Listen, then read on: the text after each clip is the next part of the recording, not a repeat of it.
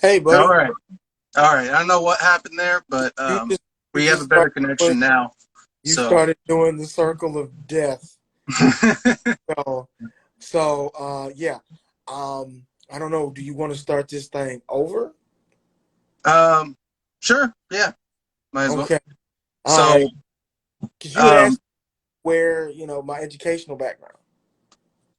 mhm. So I'll try and give that again. Uh, Hopefully we don't get the circle of death. Um, I went to Oakwood College at the time. It's now university. And oh man, okay. So my screen is doing something funky now too. I'm not sure. It keeps fading out. Not sure what Well, that's about. you're all clear on this side, and the audio's good. So, All right. So if it gives me some issues, we may have to try it do it again.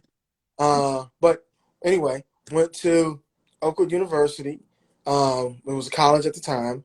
I went there for 5 years as opposed to four because I changed my major.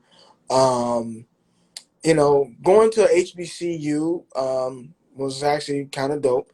I made friends for life. I still have a lot of people that I'm friends with across the country. I could pretty much go to any state, just about, and if I run into some, I could. It's highly likely that I could run into somebody that I went to school with, and I would have a place to stay and food to eat. It's just I would just have to look in the right locations, and I will probably be taken very well care of just because that network is real deep. So I enjoyed it. It has like everything in life. It has its ups and its downs, but I I enjoyed it. I learned a lot. That's cool. For those of you who don't know, that HBCU means historically Black College or University. And Right. what was it? Was it a very political institution in terms of your Um, professors and stuff, or did they keep the academics pretty academic? Everything was academic when I was there. I was there during the late '90s, early 2000s. So like nobody was nobody was easily offended or anything. People, you if it, roasting was a common thing in the dorms on a regular basis. All right, it was nobody was sensitive about anything. Anything. It didn't matter. If your shoes was busted, you was gonna get talked about. If your hair was busted, you was gonna get talked about. It didn't matter. Okay.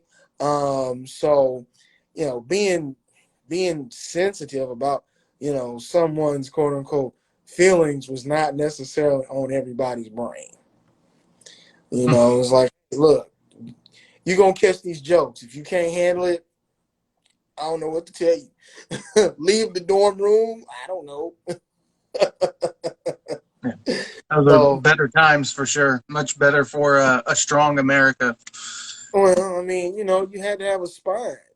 You if somebody was saying something sideways to you, you had a couple ways you could handle it. You didn't want to get into a fight though, because the school would kick you out. So you got real quick on the draw, on how to handle it. Now, I will say this: at the end of the year, at least my freshman year, uh, we had I guess what you would call a rumble. This is a little rumble between the freshman dorm and the upper class dorm. Okay, so it was like all the upper class guys, the juniors and the seniors, they always want to mess with us freshmen, right? Juniors, seniors, sophomores, juniors, and seniors. They'd always want to mess with us. So it was like, all right, we got something for you. So at the end of the year, they came over trying to, run shop on us. It ain't work out too well for them at all. At all. It was so bad that the school changed. They was like, we got to change some rules for y'all. Y'all change just. They came up with a whole new set of rules for us. I mean, people got hurt at that. People had broke legs and stuff. Oh But wow. at the at the end of the day, the sophomores and the juniors, when we came over to the we got over to the upper class dorm, they had mad respect for us. They weren't trying to cause no problems. It was like, don't mess with them. They're crazy. They will mess you up. Just don't do it. Those So people take the phrase "break a leg" a little too seriously. it yes, exactly. One of my good friends, it was the craziest thing. He ended up getting somebody literally put him in the Kurt ankle lock from Oh back in. dang! Remember that? Yeah, And actually snapped his ankle up. Just wow! It was done. He had to go to that's the hospital. bad. He had to go to the hospital. He was Well, man. So yeah, I I mean, would assume so. so, I mean, he legit. Somebody else got a figure four put on him. It was this really big dude. He was like 6'8". We called him Big Chris. Somebody put him in a figure four. He came back the next day. He had his leg in a full brace, walking on crutches because his knee was done. So he snapped his stuff up too. So yeah, it's just but see, you couldn't do that now. You couldn't do that now. It's just Yeah, period. it'd be This caught was on tape. It'd be fun. caught on camera. Yeah. But this was fun though. We was like, Yeah. hey, we have a great time. Just you know. And at the end of the day, the very next year, everybody came back. Everybody's friends. We knew what it was. It was just it was a tradition, and it was fine. They don't do it no more because I think they kind of soft now. But I don't think they could deal with that. But other than that, you know, that was 20 something years ago. Um, yeah. So were you involved in sports? I want to take one step back. Um, was education very important in your household? Were your parents very on you about making sure you were like going to college and pursuing that particular avenue? Oh yeah. My mom has a master's degree. My dad has a master's degree. He was a teacher, vice principal, principal of a school. My sister's got multiple degrees. My education is real big, not only in my immediate family, but also my extended family as well. Um, so no, we education was prioritized. You know, uh, Even if you weren't necessarily one to go to college, at least learn a trade.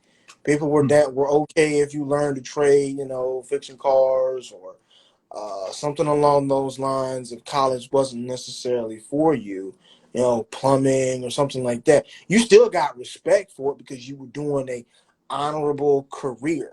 It didn't really Mhm. matter. It was like, are you making money legally? As long as you are not selling drugs, you can remain a part of this family. But if you start doing stuff like that, nah, we might have to, walk away from you. Cut ties, yeah, for sure. Yeah. Well, that's good, man. That's good to hear. Did you ever? We'll take this little quick side note into shit you probably don't want to talk about, and then we'll get back to the good stuff. But did you ever deal with any of that, like education is like the talking white? You shouldn't do good in school because you're like acting white or any of that stuff. Was there any of that stuff at play? Did you ever deal with any of that, like? Uh, You trying I to go after mean, your education, prioritizing those things? Did you ever get any hate as a black guy for any of that stuff? I would say a little bit, but I mean, it wasn't like bad. I mean, I I get. I mean, if you want to consider, getting teased because I like to read encyclopedias. When I was a kid, I thought encyclopedias were dope because they had lots of information, and I could just, go in there and learn about pretty much anything. The whole world opened up to you when you had encyclopedias. So I spent a lot of time reading those because I thought it was cool. And I would just share the information that I learned. And some people, were receptive and whatnot, but yeah, I chalk that up to kids being kids. You Mhm. at the time you're like, why are you reading encyclopedias for? Blah, blah, blah. But as you get older and you get more mature, um, it's not that big a deal. I mean, That's just good. but yeah. So it was more so just like you're a little nerdy, you like to read Yeah, encyclopedias kind of thing. It wasn't a black thing at all. no, it was just like, it wasn't I didn't necessarily think about it from that standpoint until somebody many years later I heard somebody talking about that in my teenage years. And by that point I was just kind of like, um, I don't care. You don't run my life. I don't have to. I'm not responsible for how you feel about me. That was something that my mom always, was like big on. My dad too was like, in life you're not gonna have too many friends. You might have five. And one of the things my mom told me, she said as well was, my dad backed her up on this, was if you look at your hand, you have five fingers. The thumb is the strongest part of your hand. Without the thumb, the other four fingers are useless. So you need to be the thumb, be the useful one, be the strongest one, and then everybody will need you. Basically show some value, and everybody will need you for something. So, before she passed away, that's what I told her I was going to continue to be. She knew what I was talking about. That's good, so, man. so I continue to try and be the thumb, and sometimes people want to try and jam your thumb up, but it's all good either way.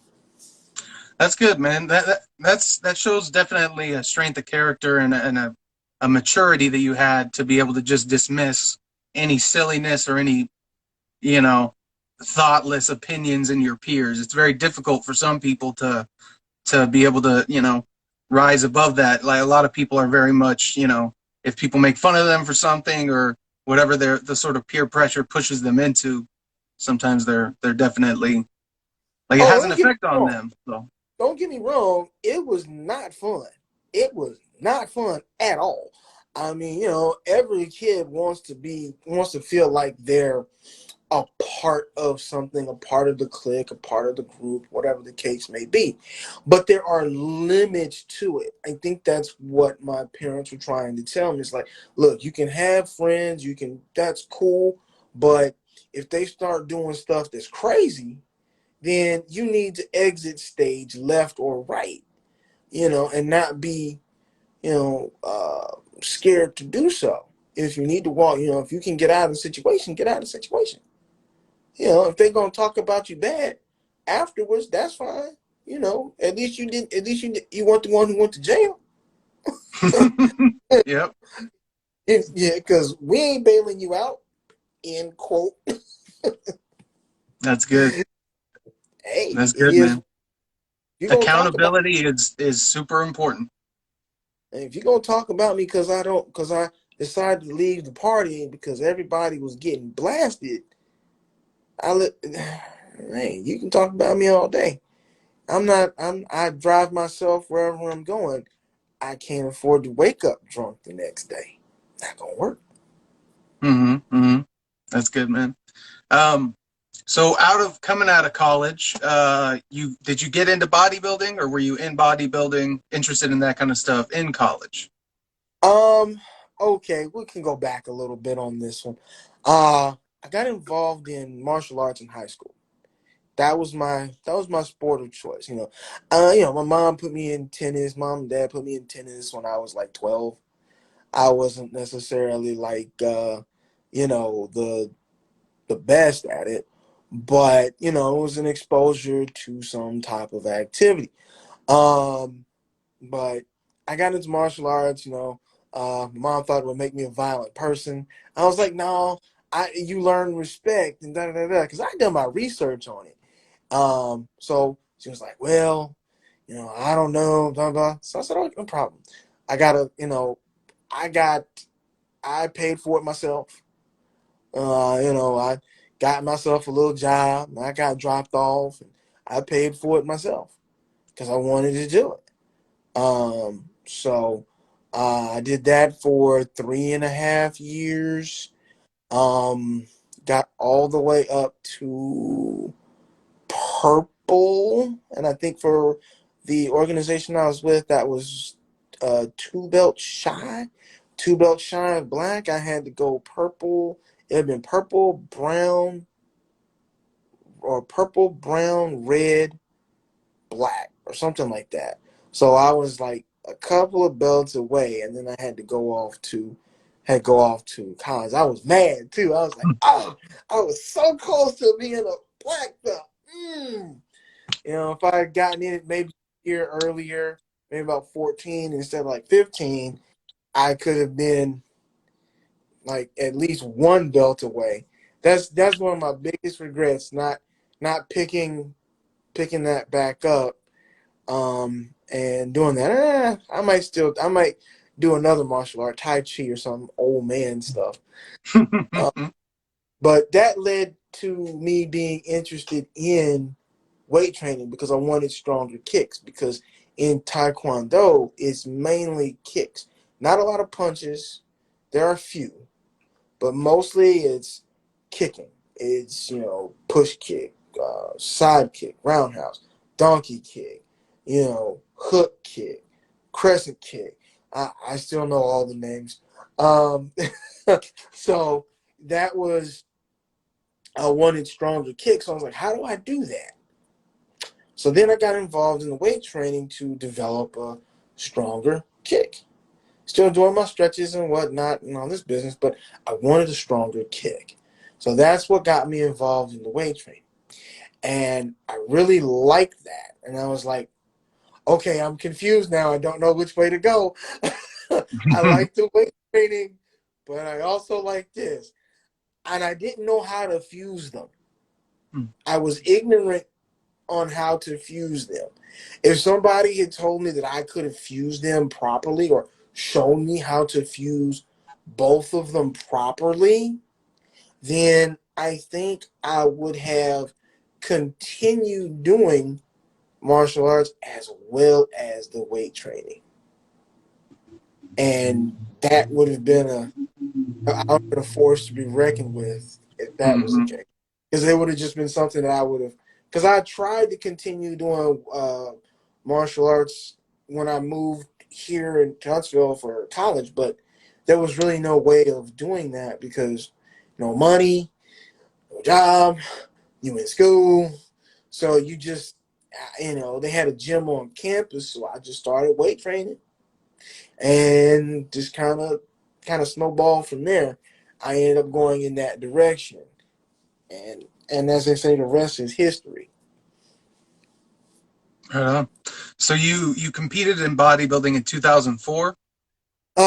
Yeah, I did a little bit of that, and I didn't do a lot of it. I I did what? I did one competition. In all honesty, I only did one. I only did one time. Because as soon as that happened, I got heavily involved in training other people. So there's a bit of a trade-off. You have to decide whether or not you're going to train people or yourself. Because bodybuilding is a very selfish thing.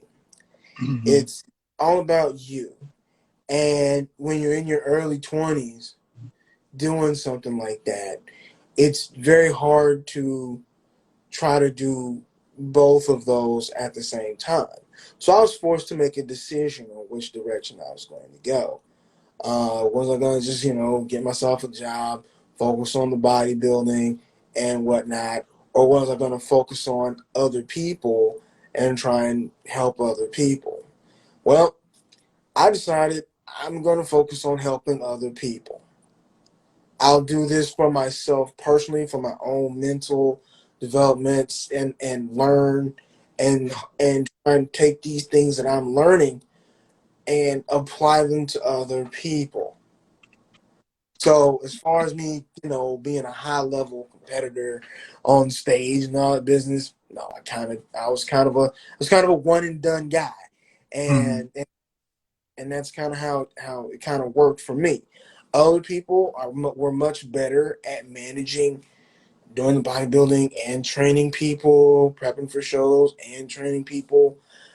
My brain didn't work like that. I was just like, I'm gonna help people. Mhm. Mhm. So I don't want to be selfish with this. So I've always been the type of guy who wants to give back to someone. If I get the knowledge, I'm like, who do I give this to? Who can I help to give this to? Um, and some say that's a problem. Others go, no, keep doing that. I go, it's worked for me, so I'm gonna just keep doing it. I want everybody to succeed. I'm not necessarily, you know, hell bent. I want to succeed myself, but if I can put people in a position to be better, even than myself, then I'm willing to do that. Mhm. That's good, man. I mean, that's the best you can hope for in a coach or a teacher is that they really, really want to give you as much value as possible. I've definitely like I share that personality trait. It was more so anything I was interested in was, I mean, typically the things I was interested in were for my own sake of understanding the world or physiology or whatever it may be. So it kind of brought value to me. So in a certain sense, it was bringing value to other people. But for me, it was always the internal dialogue was just, I think this is hella interesting. I like talking to people. So naturally, I would talk to people about what I was interested in.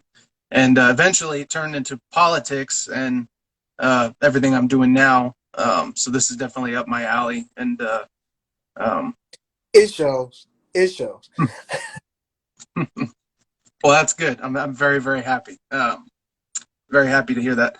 Um, so, what?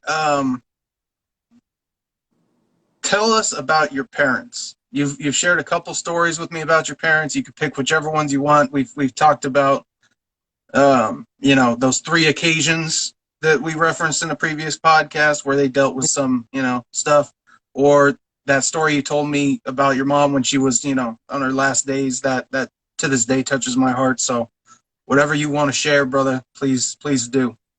Uh, well, I mean, I guess I don't. Man, you put me on the spot here. I I'm just as far as my parents go, their influence on my life has been huge. Um, in the sense of just how I deal with people, I'm a mix between my mother's personality and my father's personality. In the sense that my mother was a very patient woman. She she was long suffering. She worked with you, and she would try and just go above and beyond to make sure that you know, have what you need to have. My father was the same way.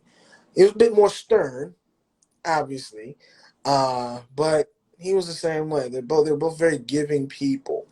Um, so I get that from them, but I get the sternness. I get the sternness from my father. Once I've had, and this is not a it's not a stab at anything, but if um, once I've had enough, this goes more into my personality. I'll let you know. I'm not one to cut people off unless they just do something heavily egregious. Violation of trust, misrepresentation, stuff like that. I, if I know you personally, um, I, I might have a talk with you, but and see if we can work things out. Um, and if we can move forward, then we will. But if I have to cut ties, then I don't have a problem doing that after I've given you significant, you know, warnings and times and whatnot. Um, But when it comes, those are just personal relationships. When it comes to dealing with my clients, though, um, I like to use my mother's methodology of teaching a little bit, and I like to combine that with my dad's philosophical mind. His use of metaphors, similes, and philosophy.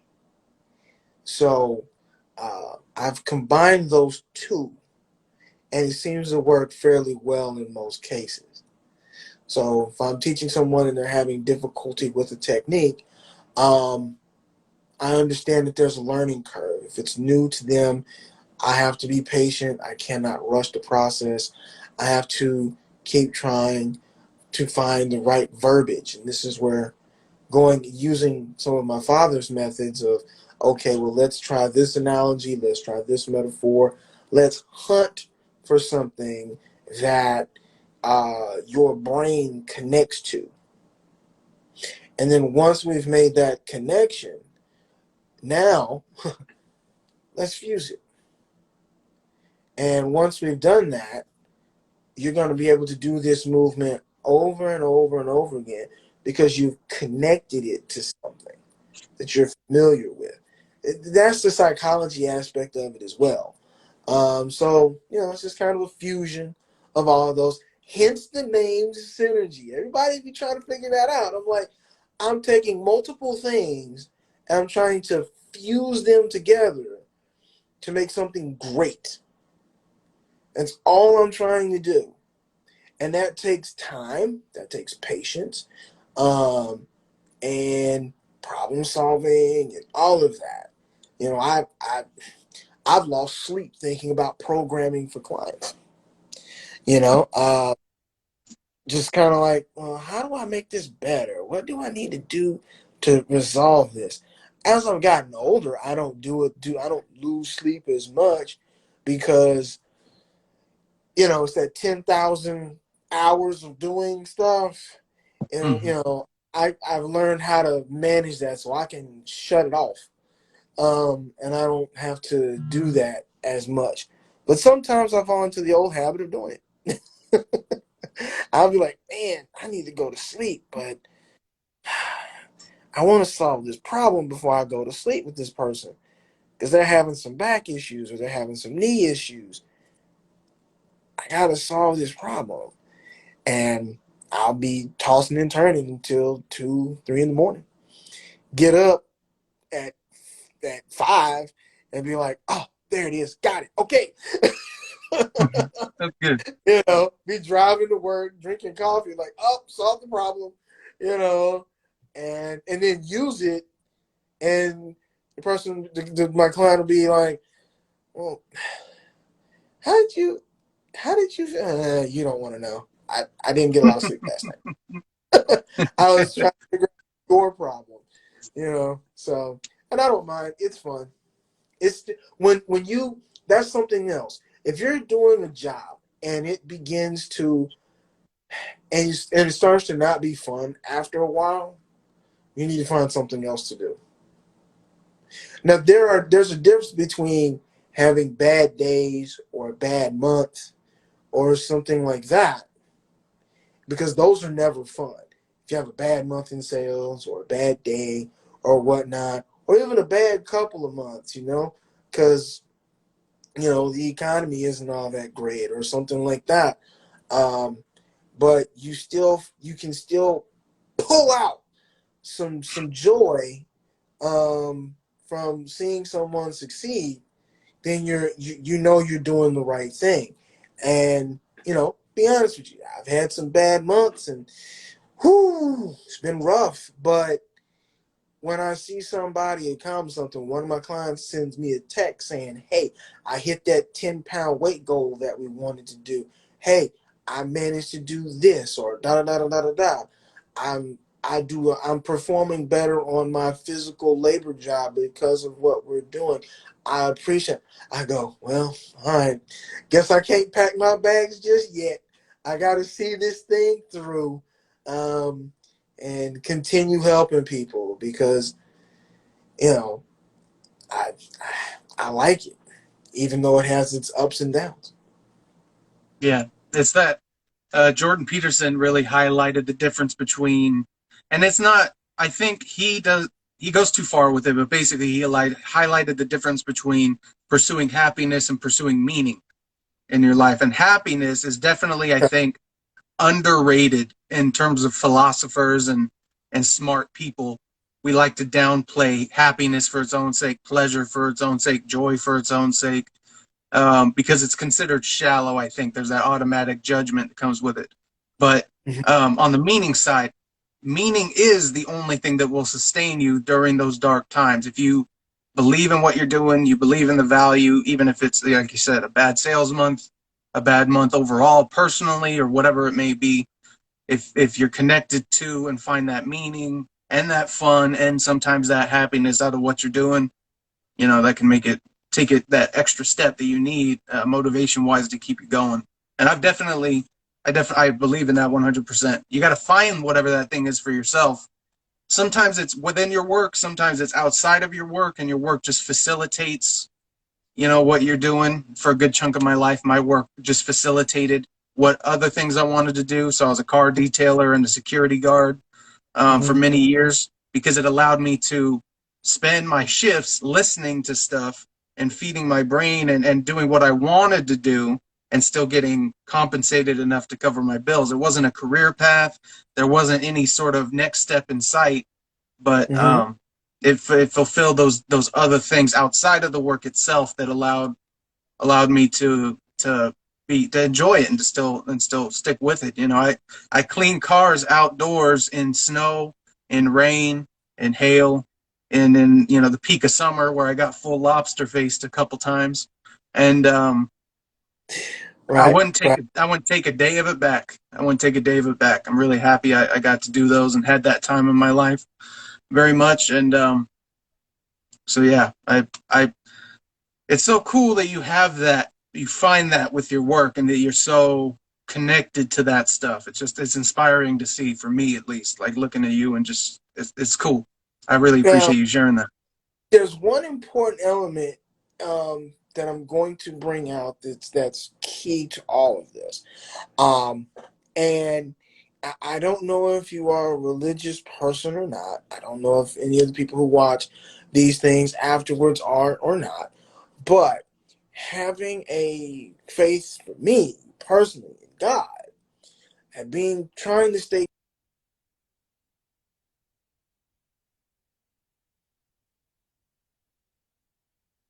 very, very hard times, because a lot of people see the glitz and the glamour of the training on the Instagrams, the Snapchats, whatever, the Facebooks, whatever your social media and whatnot. And that's all the stuff that you see in the front. You don't always see the headaches that happen in the background, the lost customers, the miscommunications, the gym drama. They don't always see these things in the background, the conflicts with family or whatever. They don't always see that stuff, and so because they don't see that, they don't think it exists. So having a connection with, for me personally, God helped me get through a lot of very difficult times, and it continues to help me get through difficult times. It keeps me humble. It it um it lets me know that, okay, I'm not a perfect person. I don't have it all together, and I have to believe in something higher than myself, because I understand that I'm a faulty person. I'm gonna mess up. So having someone higher than myself to go to helps me out tremendously. That's so cool, man. So to sort of answer your question, I was religious all the way through my childhood up till 18, just before I turned 18. Um, And more than that, I was a true believer. It wasn't just the religion or the practices, but I genuinely believed in God, believed in Jesus Christ as my savior. My grandfather, my mom's dad, was for 50 something years, and still kind of does it on and off, was a pastor for many decades. So Okay. and he was the patriarch of the family, straight up. Right. I was very distant from my father's family, so that was a huge part of my upbringing, a huge part of my life up until that point. Any further details or deeper dives you want to get into, we can. Just feel free to ask questions. But when I turned 18, I came across a few things that made me factually question the historical or the accuracy of the historical references in the Bible. That Mm-hmm. later on ended up getting changed. We just had found the evidence. It was specifically the Hebrews fleeing Egypt and the chariots in the Red Sea, I believe is the sea there. Mm-hmm. Um, we had not found any evidence of anything in there up until that point, so it was sort of like, well, that didn't happen. Later on, it was found, so that fixed that point. But anyways, that plus the marijuana issue, uh, only because I had been raised in a situation where I equated it with heroin and cocaine and everything else. Not that it was as deadly, but I just was like, it's just, you're going to get high, you're going to blitz your mind, and it's this thing that it's this weakness that some people have, that they have to go escape reality and go do this thing. That was my total. I didn't see any positives from it. And so as I started to learn more, that was sort of a linchpin issue where I was like, hey, what else have I not properly explored and then therefore off or not quite like on the money with? And that just cascaded into a general, and it was everyone at that age at some point between 12 and 22 probably has that time where they start to question their beliefs fundamentally and determine them for themselves. Um, and unfortunately, that brought me into a period of nihilism in my life where I didn't really know what to believe in, had no direction, had no worldview really, or any sense of what right and wrong was. And so I was just wandering for a few years. And then Mm-hmm. through my own explorations and Dr. Jordan Peterson's work on understanding the architecture of belief systems and his lectures on the Genesis story specifically, on the book of Genesis, brought me back to a place where I could intellectualize my faith, because it was a question of how, not just having faith, but what should you have faith in? Because faith in and of itself has no home or direction. You can have faith in lots of things. So it's like, what should you have faith in? What should you believe in? And Mm-hmm. then so that was probably 2017 or so, 2018, where that was happening. And then since then, I've come to a place where I'm definitely a believer. I believe that the greatest collection of divine truth is the Bible, and therefore the messenger of much of the central tenets of that truth in Jesus Mm-hmm. Christ was. Just gonna change my angle a little bit. I've got to put my charger in, so I'm gonna try and do something a little different here. That's okay. Keep talking. No, you're I'm good. just change my angle. I'm No listening worries. though. Okay. If you do that, And so nope. I do Oh. believe that Jesus Christ was divinity itself incarnate in a human being, and like the evidence of that is not just his words but his impact on the world and the accuracy of the lessons of the parables and the lessons of the Bible as it relates to human nature. I believe that whatever the ultimate divine truth is about how we should live as human beings, um, that is essentially the question religion is trying to answer. And through revelation and reason and philosophy, we've gathered over many, many centuries. And there's various themes and converging points. And so now, basically what I will say is, like, the Buddhist worldview is very good for describing the materialist world, duality in all things, but it's not, there's no divinity of the individual or really that valuing of life anywhere embedded within that philosophy or the other religious philosophies I've come into contact with, outside of the ones that are like universalist ones, like it begins with a B. Baha'i, the Baha'i faith believes in sort of studying all religions collectively. Okay. So, um, Not necessarily familiar with, but okay. I have to mhm, do some research. I have to do some cool, research. cool.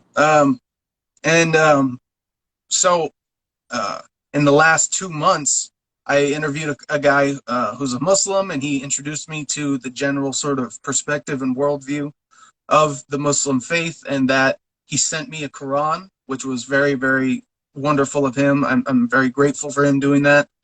And like the last 10 years of my life was looking at politics, and now I was always looking for God, but now I'm sort of like, that's where my heart and interests are sort of recentering. And now, so I would call myself sort of a Christian at this Mm-hmm. stage. And I would say, one, I've had a few different moments, but one thing that happened recently that is absolutely like to me an act of God, or at least a God thing, a God moment, whatever you want to call it. This is the only time in my life where I've actively been trying to get actively pursuing any scholarship material around the Bible, deeper analysis, commentaries, stuff like that. Not just having the Bible in the house, but specifically wanting that deeper commentary, as well as actively just looking to study these things for the first time in my life really directly. This is a new thing. And in this time, in this little slice of my life, I was going to the corner store right around here to grab an energy drink, which I've quit, by the way. I'm very happy with that. That was one of my sober October things that I gave up, but I'm probably just going to give it up altogether. Mm-hmm. And on the street, in the gutter, far away from there's one shop here, a mechanic shop, and the activity is in one part of the street nearby.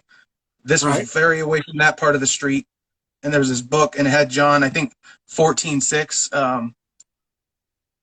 It says, "I am the way, the truth, and the life. No one comes to the Father but through me." I believe that's the verse. Yeah.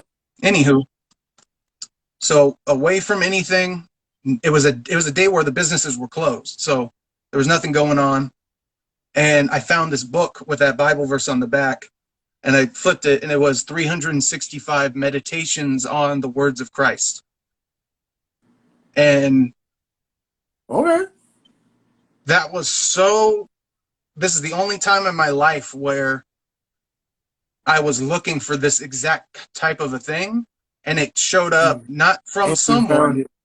but from the universe, basically. Because even if it was it probably was someone physically tossing it out of their car or whatever. They didn't want anything to do with it. I don't know how it got there, why it would be on the ground. I don't know who would be so disrespectful of a sacred, even though it's not the Bible, it's close enough to be a sacred text. I don't know who would just toss it out in the street or whatever. And Right. and so it showed up, and to me, like that's profound, and that Well, means a lot to me. And so I'm answering these questions for myself. Is this long rant brought to a close?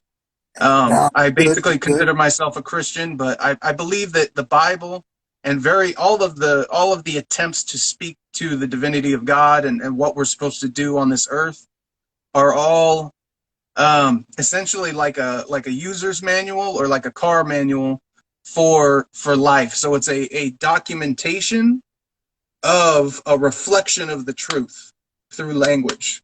And so, like, the truth of the universe and of the divine way to live as a human being, I believe, was always the same. And these sacred texts are just a discovery process of the truth that was already there. The same way in which we have discovered science. It was already operating the way it was before we showed up.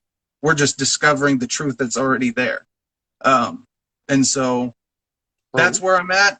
That was my journey. And I definitely believe we're all given, like, a part of what gives us sacred value as human beings, and the divinity within us, the image, the way in which we are made in the image of God. If God is the creator, it is our creative and productive capacity, our ability to give our own stamp on things that we do in the world, and our little individual story here. And that has definitely been a huge part of why I'm doing what I'm doing, and the way in which I believe we are to cultivate the right things here on this planet. Okay. Sounds good. I may have something for you if you like that. If you like that book, I might have something for you. I have to send it to you after we get done, I'll shoot it to you through your DMs, and it'll keep you very enthralled. Let me just put it that I look very. forward to it, man. I look So I'll forward to it. shoot it your way. Um, what other topic did you have for me? You had a couple of things listed, but I'm curious now. I can't recall Uh, I cannot either, unfortunately. them. So I know I definitely wanted to get your perspective on Biden and these vaccine mandates and just this whole situation we find ourselves in. Okay, first of all, um, I will say this. Let's go, Brandon. Um, and we're gonna leave it at that. And I don't know. I'm not sure what you're talking about as pertains to the what you called it something. We're gonna call it the wild turkey. Because that's my word for it. I don't know. I don't know nothing about this vaccine mandates. I do know what wild turkey is though. So and you know this and the stupid 19 situation. Yeah. Um, how do I put this? Because there are always people listening when you do these things. Um, how what? Let me choose my words real carefully here. Um, there are many things that are legal but not lawful. There's a difference between the two. So just because something is legal does not mean that it is lawful.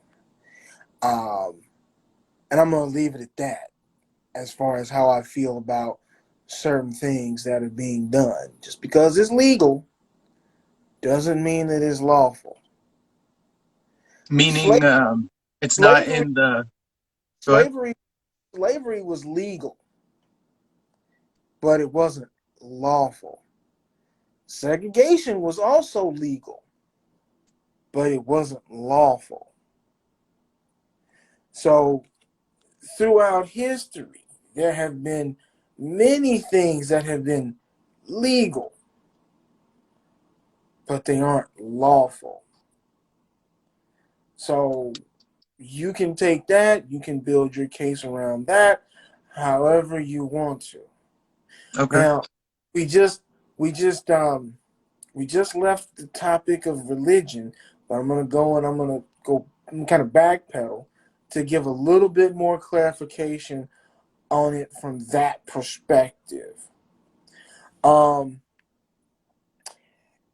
there is a verse in the Bible. A lot of people like to use this where it says you're supposed to follow the edicts of the government and follow what the government. This is true. You're only supposed to follow those so long as they do not violate your conscience or ask you to do something that goes in direct violation of what God tells you to do in there. So that's just a little bit more clarification on how I feel about that. Does that kind of sum it up for you without It getting does. too? It does. We just backtracked a little. We'll forward track back to Let's Go Brandon. And I just wanted to say I just found something out today, and I thought so. So sometimes Trump, he had a rally yesterday. Sometimes Trump will color around the truth, exaggerate, or just Oh yeah. sometimes be incorrect and straight up lie. That has happened. Oh yeah. All Now of them. he threw something out there that I thought was such a doozy, was such a how the heck is this possible, that I thought he was just completely full of crap. He said that there are more I deaths I because of didn't. COVID-19 in 2021 than in 2020. And I was like, no, there's no way. There's no way. It's true. We have had more people die, according to their statistics, in this year of the vaccinated than before when none of us had immunity. See, there you go with that word Community. again. It, I, you keep talking about this thing with the letter V in it, man. I, you talking about wild turkey? You talking about Yeah, the bug juice? yeah. Okay, I know what that is. I don't know about what that word is. I don't know nothing about that, but I know what bug juice and I know I'm what wild turkey I, is. Um, I and am very much in the position that if we are and not Pete to say played the certain kid. words, we best say those certain words. I believe that um I mean Hermione Granger said it best. Fear of a word is I guess worse than fear of the thing itself. Or like fear of a word can be more powerful than the fear of the thing itself. I I Yeah, I definitely understand why there's certain buttons they don't want you to push, but when those, as getting to sort of what you said earlier, when those buttons are unjust and unlawful and immoral, um, it is our duty, I believe, to push back. Now, I understand from I'm a just practical adding a standpoint, little playing around the levity. words, people still know what we mean, so I get that. I think I take this mission and this particular battle personally in a way many other people should not, and so that's why I choose to act the way I do. But Oh, yeah, I'll leave it at that.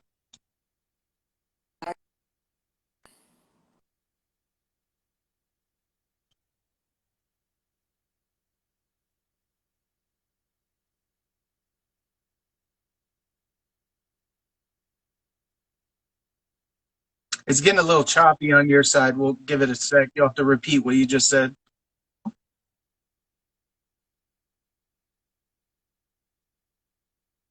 Hmm.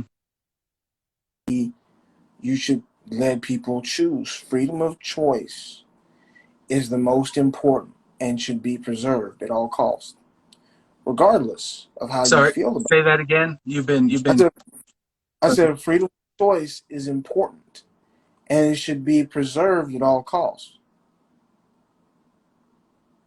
Our voice, my voice. Sorry. Freedom of choice. Oh, freedom of Freedom, choice. Yeah, yes, freedom I of agree. choice. The power to choose is what makes us human. If we can't choose anymore because we've abdicated that power to someone else to choose for us, then guess what we become? We become slaves. The very thing that people cry and read and scream about is the very thing that you will become when you abdicate your power to choose. I 100% agree. The idea that you other people, and it can, you can extend it to other things, but we'll stick with this. Your agency, your personal ability to control yourself and make choices for Mhm. yourself, and that Mhm. gift is not only eternally there and cannot be like, it's the reason why I believe in freedom of speech is in part because it is highlighting and protecting a part of reality. You cannot Yeah. control someone's mind. You cannot No. control when you are not there to hear it, or even when you are there to hear it, you cannot control what someone else says with their speech. You can try to, but it is fundamentally our decision. The only time where someone else can control what you choose to say or what you choose to think